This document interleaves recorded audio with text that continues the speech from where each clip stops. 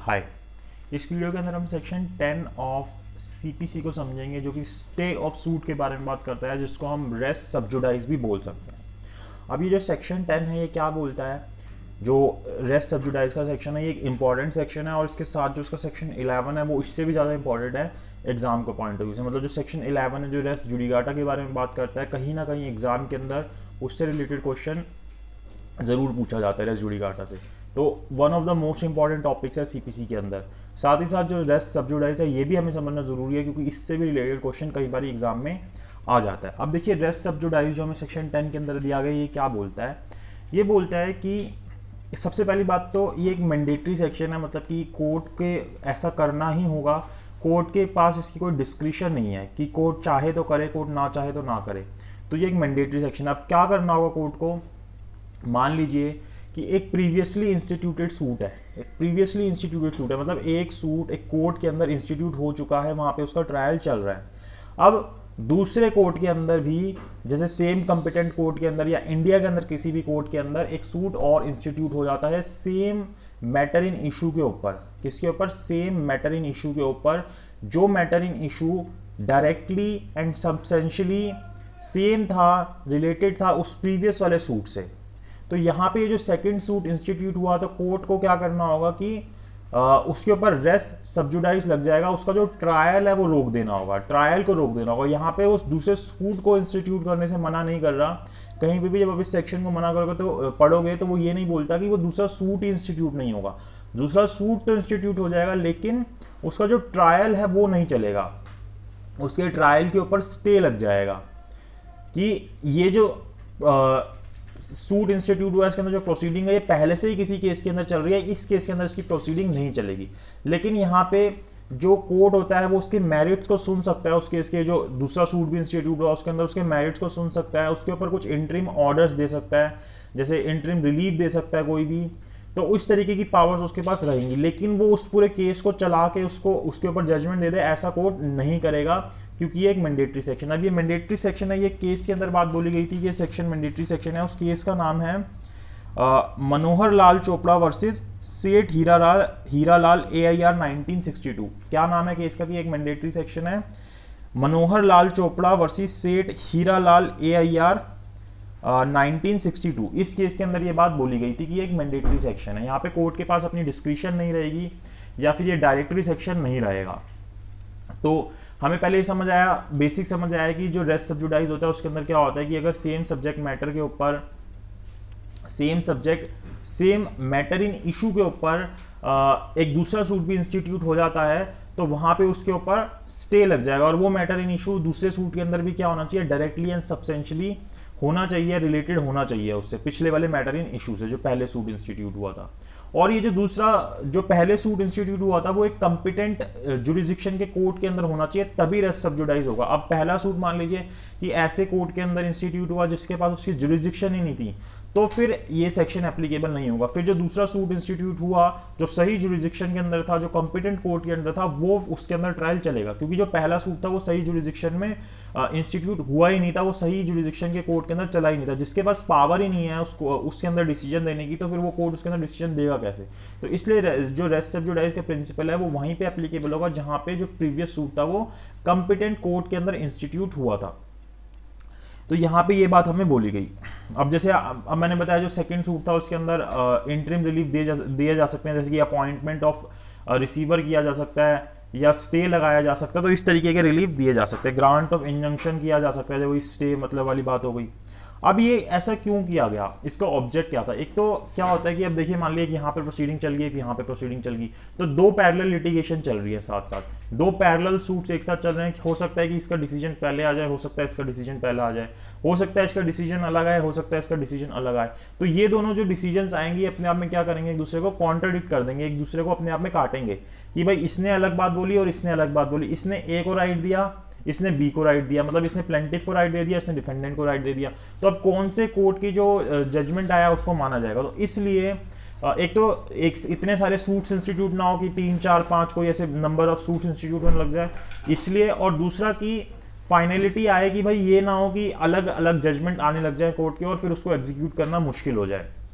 क्योंकि फिर suit institute करने का, सूट को चलाने का, उसके अंदर डिसीजन देने का कोई फायदा रहेगा नहीं, क्योंकि उसके अंदर जो जजमेंट आएगा उसका कोई यूज ही नहीं कर सकता। वो कहेगा मुझे यहाँ से जजमेंट मिला, ये कहेगा मुझे यहाँ से जजमेंट मिला।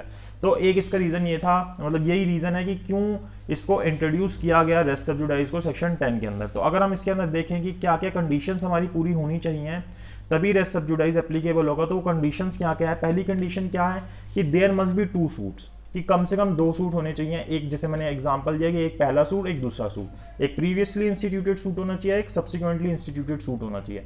तो 2 सूट कम से कम होने जरूरी हैं।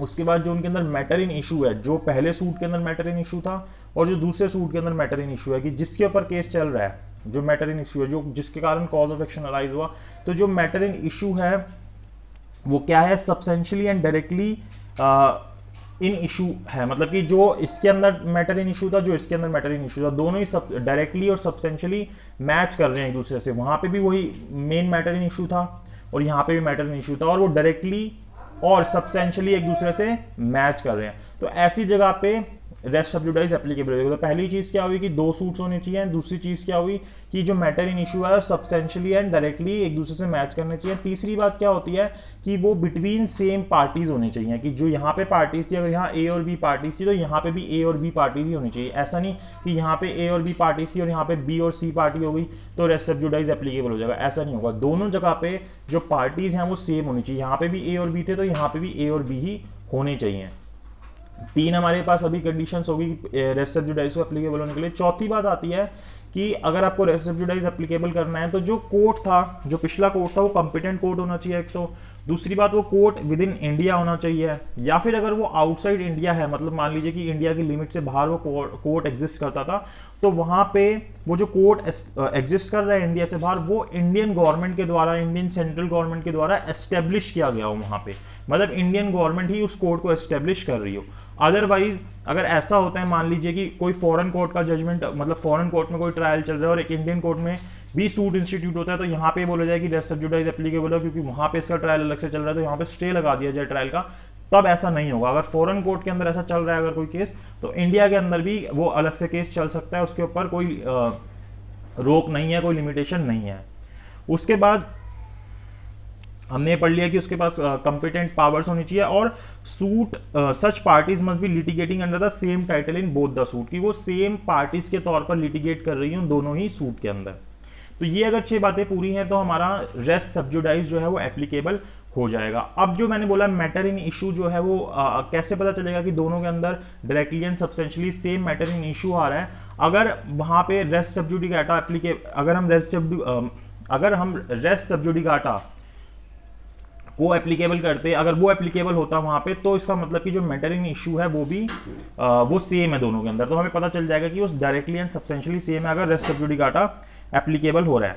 रेस जुडिकाटा, रेस सब्जुडिकाटा नहीं, रेस जुडिकाटा, रेस जुडिकाटा अगर वहां पे एप्लीकेबल हो रहा है जो सेक्शन 11 के अंदर आता है, रेस जुडिकाटा अगर एप्लीकेबल हो रहा है जो सेक्शन 10 में आता है, 11 में आता है, तो यहाँ पे भी फिर रेस सब्जुडाइज के अंदर हम ये बोल सकते हैं कि मैटर इन इशू जो है वो डायरेक्टली एंड सब्सटेंशियली सेम है दोनों के अंदर, जो प्रीवियसली इंस्टीट्यूटेड सूट है और जो सब्सिक्वेंटली इंस्टीट्यूटेड सूट है, जब वो रेस जुडिकाटा के अंदर एप्लीकेबल होता है। ठीक है, उसके बाद हमने ये देख लिया कि suit pending in foreign court से क्या होता है कि अगर फॉरेन कोर्ट में पेंडिंग है और अगर इंडियन कोर्ट में दोबारा से सूट इंस्टीट्यूट होता है तो उस इंडियन सूट के ऊपर कोई भी लिमिटेशन एप्लीकेबल नहीं होती, वहाँ पे भी वो सूट अपना चलता रहेगा। उसके बाद अब मान लीजिए कि ये जो हमने 6 बातें पढ़ी कि ये सब 6 बातें होनी चाहिए रेस सब्जुडाइज को होने के लिए। अब मान लीजिए कि इन 6 में से कोई बातों की कमी है, कि हो सकता है कि इनमें से कोई एलिमेंट ना हो, तो तब भी क्या कोर्ट रेस सब्जुडाइज को एप्लीकेबल कर सकता है, मतलब स्टे लगा सकता है किसी प्रोसीडिंग के ऊपर, तो वो लगा सकता है। उसके पास ये पावर कहाँ से आएगी, वो सेक्शन 151 से आएगी, जहाँ पे उसको इनहेरेंट पावर्स दी गई हैं।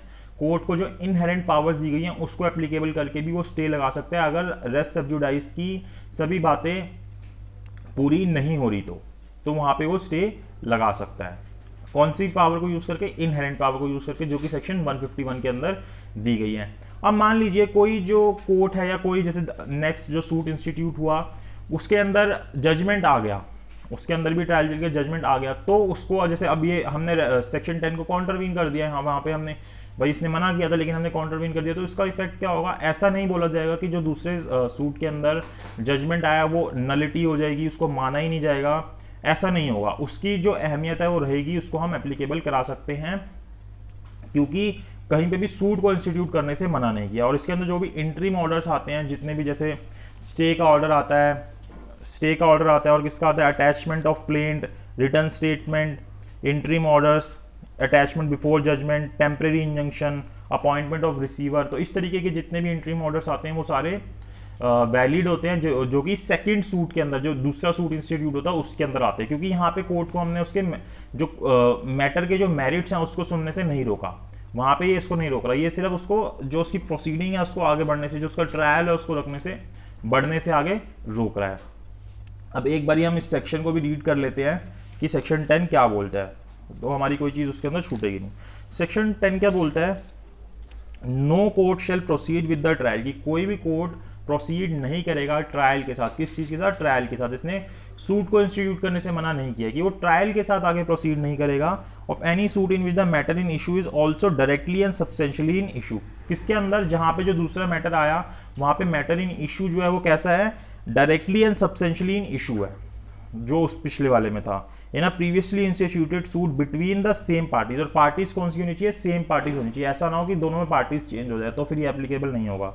और बिटवीन पार्टीज अंडर होम दे और any of the claim litigating under the same title, और जो लिटिगेट कर रहे हैं वो सेम टाइटल के अंदर होने चाहिए, हो सकता है उनके रिप्रेजेंटेटिव भी हो सकते हैं, लेकिन वो सेम पार्टीज के रिप्रेजेंटेटिव होने चाहिए।